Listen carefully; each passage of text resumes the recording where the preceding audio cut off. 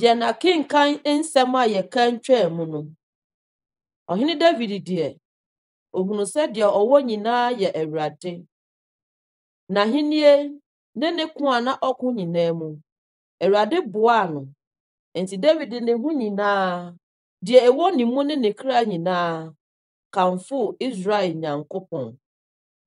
Afe yi mu, bosome a ɛtɔ so 5, ne da a edi kan, Galilee Pentecostal International Prayer Camp and Church. Yɛn daadaa kenkan nsɛm a yɛde brɛ mo no. Yɛtoa so wɔ Samuel nhoma a ɛtɔ so 2, eti 5, yi mu baako kosi 10 no. Ne brɛsosɛm nhoma a edi kan, eti 11 ne eti 12. Momma yɛntie Onyankopɔn asɛm. Ɛna Israel musuakuo nyinaa baa David nkyɛn wɔ Hebron bɛkaa sɛ, yɛn nie, wo bogya ne yɛn, nso aka ne no a na Saul di yɛn so hene no. Wo ne deɛ na ɔde Israel firi adie na ɔde wɔn ba mu. Na Awurade aka kyerɛ wo sɛ, wo na wobɛyɛ ne meman Israel, na wo na wobɛdi Israel so hene.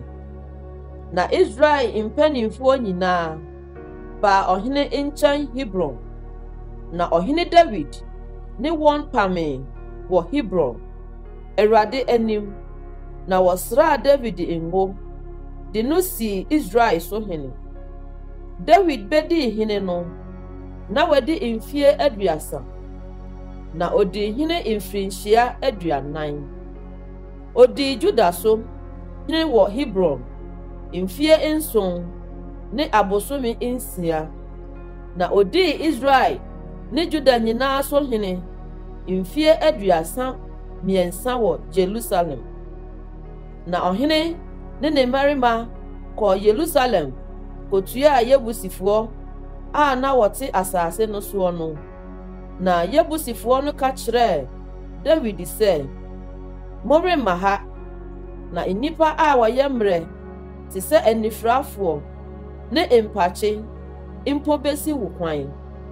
Na wɔdwene sɛ David rentumi nhyɛ ne mu hɔ. Nanso David faa Sion aban no a ɛne David kuro no. Na David kaa no ɛda no sɛ, obiara a obekum Yebusifoɔ no, ɛsɛ sɛ okoduru nsuka no ho, na wato ahyɛ mpakye ne anifirafoɔ a David kraatan wɔn no so. Enti na wɔka sɛ, onifirani ne apakye mma fie. Na David tenaa aban no mu, na wɔfrɛ no David kuro. Na David totoo ɛho afasuo hyiae firi Milo ne Efum fam. Na David kɔɔ so yɛ kɛseɛ ara. Na Awurade, Asafo Nyankopɔn, dii n'akyi. Na Israel nyinaa boaboa wɔn ano baa David nkyɛn wɔ Hebron bɛkaa sɛ, hwɛ, wo bogya ne yɛn, na kane a na Saul di hene no, wo ara na wode Israel firi adie na wode wɔn baa mu. Na Awurade, wo Nyankopɔn, aka kyerɛ wo sɛ, wo na wobɛyɛ ne meman Israel, na wo ara na wobɛdi meman Israel so bapɔnma. Na Israel mpanimfoɔ nyinaa baa ɔhene no nkyɛn Hebron. Na David ne wɔn pam Awurade anim wɔ Hebron. Na wɔsraa David ngo, sii no Israel so hene, sɛdeɛ Awurade asɛm a ɔnam Samuel so kaeɛ no ɛteɛ. Na David ne Israel nyinaa sii mu kɔɔ Jerusalem a na ɛne Yebus no, ɛfiri sɛ ɛhɔ na Yebusifoɔ a wɔyɛ asase no sofoɔ no teɛ. Na Yebusifoɔ no ka kyerɛɛ David sɛ, woremma ha. Nanso David faa Sion aban a ɛne David kuro no. Na David kaa sɛ, obiara a obekum Yebusifoɔ kane no, ɔbɛyɛ otitiri ne ɔsa fohene ɛna Seruel ba Yoab foro kɔɔ kane na ɔyɛ otitiri na David tenaa aban no mu saa nti na wɔfrɛ no David kuro na David kyekyeree kuro no hyiae de firi Milo ara de twaa ho hyiae na Yoab siesie kuro no nkayɛ no na David kɔɔ so ara yɛ kɛseɛ ɛfiri sɛ asafo Awurade di n'akyi na yenum ne nnɔmmarima a na David wɔ no mu atitiri a wɔhyɛɛ wɔn ho den kaa ne ho n'ahenni mu sɛ wɔne Israel nyinaa besi no hene sɛdeɛ Awurade asɛm a ɔkaa no Israel ho teɛ na yenum ne nnɔmmarima a na David wɔ no dodoɔ Hakmonini Yesobeam odi akunini tire ɔno na ɔde pia kum nipa ahasa prɛko pɛ na n'akyiri na Ahohini dodo ba Eliasa deɛ ɔfra nnɔmmarima baasa no mu ɔno na ɔne David wɔ Pas Damim no na Filistifoɔ aboaboa wɔn ano wɔ hɔ sɛ wɔrebedi ako na asasewa bi wɔ hɔ a atokoɔ ayɛ so ma na ɔman no agu Filistifoɔ anim ɔno ne nkayɛ no wogyinaa asasewa no mfimfini gyee wɔn ho na wokum Filistifoɔ no na Awurade de nkonimdie kɛseɛ gyee wɔn na atitiri 30 no mu baasa sane kɔɔ ɔbotan no so David nkyɛn Adulam bodan no mu na Filistifoɔ dɔm akyere nsraban Refaim bonhwa mu nso ɛbere no mu na David wɔ bepɔ so atenaeɛ no mu na Filistifoɔ bansifoɔ wɔ Bethlehem na David kɔn dɔe na ɔkaa sɛ wɔn na ɔbɛma me Bethlehem asubura a ɛwɔ kuro pono no ho mu nsuo anom na mmarima baasa no te fa Filistifoɔ nsraban no mu wɔsaa Bethlehem asubura a ɛwɔ kuro pono no ho mu nsuo de brɛ David nanso David ampɛ sɛ ɔnom na ohwie gu ma Awurade na ɔkaa sɛ me Nyankopɔn ma no mpare me sɛ mɛyɛ yei mennom mmarima yi mogya wɔn kra so anaa na wɔn kra na wɔde too hɔ kɔfa baeɛ yi na wampɛ sɛ ɔnom yei na nnɔmmarima baasa no yɛe na Yoab nua Abisai nso di baasa no mu ti ɔno nso na ohwimhwim ne pia atɔfoɔ ahasa so na ɔwɔ din baasa no mu nipa baasa no mu na ɔwɔ animonyam sene baanu no na odi wɔn asafohene nanso wanto akane baasa no Yehoiada ba Benaya yɛ ɔbarima kɛtɛkyie a ofiri Kapsil a ɔyɛ nneɛma akɛseɛ ɔno na okum Moabni Ariel mma baanu no na ɔno nso na osane kokum gyata abura bi mu dabi a sukyerɛma atɔ na ɔno ara nso na okokum Misraimni barima bi a ne tenten yɛ basafa mmienu ne fa na Misraimni no kura pia a ɛte sɛ ntomanwomfoɔ nsadua wɔ ne nsam na ɔde poma sane kɔɔ ne nkyɛn na ohwam Misraimni no nsam pia no de wɔ ɔno ara ne pia no ho kum no yei na Yehoiada ba Benaya yɛe na ɔwɔ din nnɔmmarima baasa no mu hwɛ na ɔwɔ animonyam sene akunini 30 no nanso aka ne baasa no deɛ wanto wɔn na David ne sii na kɔbiafoɔ so na dɔm no mu dɔmmarima no ne Yoab nua Asahel Bethlehem ni Dodo ba Elhanan Harorini Samoth, Peloni Heles, Tekwani Ikis ba Ira, Anatot ni Abiese, Husani Sibekai, Ahohini Eli, Netofani Maharai, Netofani Banaba Heled, Ribai a ofri Jibia a ewo Benjamin mamu ba Itai, Piratoni Benaya, Nahale Gasni, Hurai, Arabani, Abiel, Baharumni, Asmawet, Salboni, Eliahba, Gisoni, Hasem Emma, Hararini, Sage,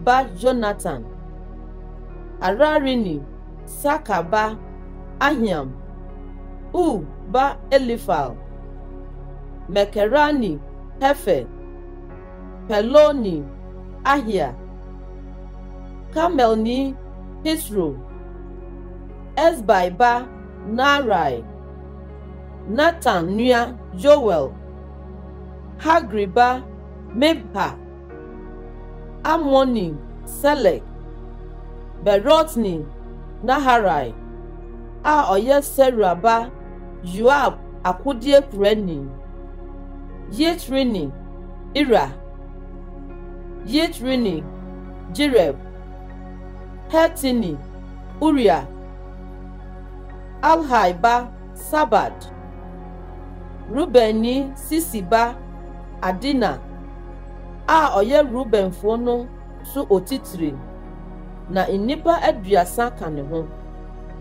Maka ba Hanan, Mitni Yosafat, Asteradni Usia, Arel ni Hotam, Emasama ni Yeel, Simri ba Jediel, ni Tisini Yoha, a oye ni nua. Maharini Eliel, Elnam Emma, Jeribai, ni Yosawia, Moab ni Yetma, Eliel ni Obed, ni Meso Bayani Yasil. Na yenum ni won a waba David nchen, Sikla, bri a na ontumi inko bebiara a ope, esane Kis ba Saul inti, na won inso wono merima a waboa no akudie mu no, aduakurafo a wotumi di nifa ne benkum tu abo ne agyan tadua so.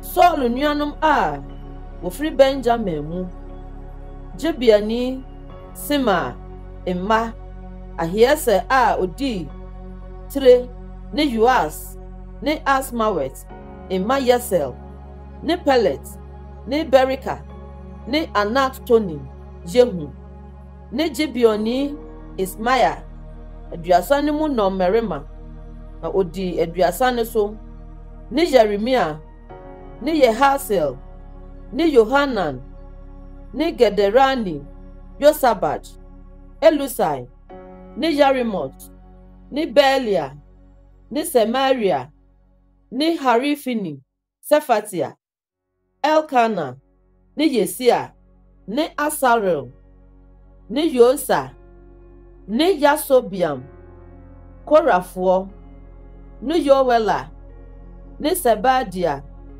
Jeroham Emma a wofri Jido, na Gadfo mu nipa a wote won ho ba David nchen esra so atenaye no mu, na mmarima a wotumi won ho, na woy akofo a okura chem ne pia, na won enim ti se ajata enim, na won ho ye hare se meposo adowanie, ese di won pani Obadaya di ho, Eliab toso miensa, Mesmana toso 9, Jeremia toso 9, Atai toso 9, Eliel toso 9, Johanan toso nwɔtwe, Elsabad toso nkron, Jeremia toso du, Magbanai toso du baako.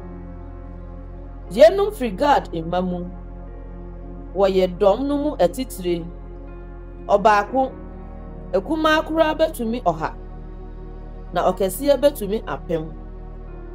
Yenum ne wɔn a wotwa Jordan, bosome a edikan no mu, bere a na ayiri asram ne nsonua nyinaa no so, na wɔka monhwa no mufuo nyinaa gu, apuoyɛ fam ne atɔyɛ fam. Na Benjamin ne Juda imamu, binom nso baa David nkyɛn atenaeɛ no mu hɔ. Na David firi adi baa wɔn anim, na obua see wɔn sɛ asomdwoe so na moreba me nkyɛn, sɛ morebɛboa me a, ɛneɛ menya mo ho akoma pa, sɛ yɛyɛ baako. Na sɛ moreba abɛyi me ama matamfoɔ, nanso amumuyɔ biara inni me nsɛm yi, ɛneɛ yɛn agyanom Nyankopɔn bɛhwɛ na wabu atɛn.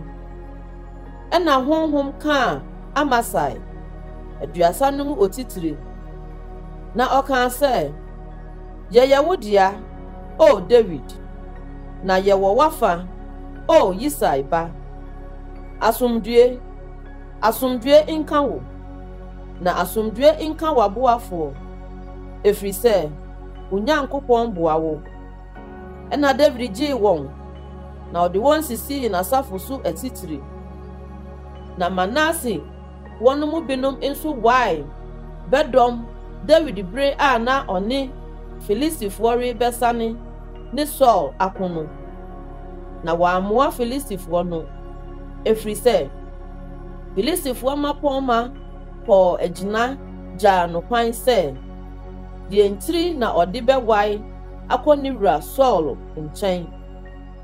Na osii mu kɔɔ Sikla no, Manase mu binom wae bɛdɔm no, Adna ne Yosabad ne Yediel ne Mikal ne Yosabad ne Elihu ne Siletai, Manase mpempem so atitiri.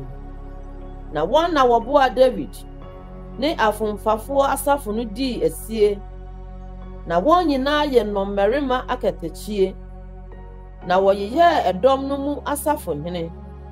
Na daa nyinaa na wɔde David nkyɛn ba ara sɛ wɔreboa no, kosii sɛ wɔyɛɛ ɛdɔm kɛseɛ sɛ Nyankopɔn dɔm.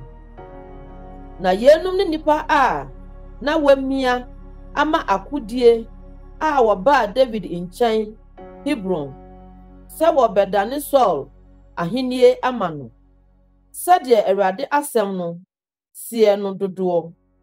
Juda mma a wokura akyɛm na empia a wamia ama akodie, mpem nsia 900.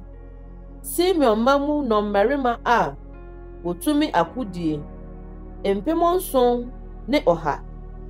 Lewi mma mu mpem 4,600 ne Yehoada, Aaron bapɔnma, na nipa mpemsa 700 ka ne ho, ne Sadok, abranteɛ dɔmbarima katakyie, ne n'agya fie asafo hene 22, ne Benjamin mma, Saul nuanom, emu mpensa. Na ɛde besi bere no mu, na wɔn mu dodoɔ ara ɛdi Saul fie nokorɛ, ne Efraim mma mu mpem 20,800. Nnɔmbarima akatakyie, nipa a wɔwɔ din wɔn mpanin fie mu, Manase abusuakuo fa no mu mpem 18, na wɔbɔɔ wɔn din sɛ wɔmmra mmesi David ehene.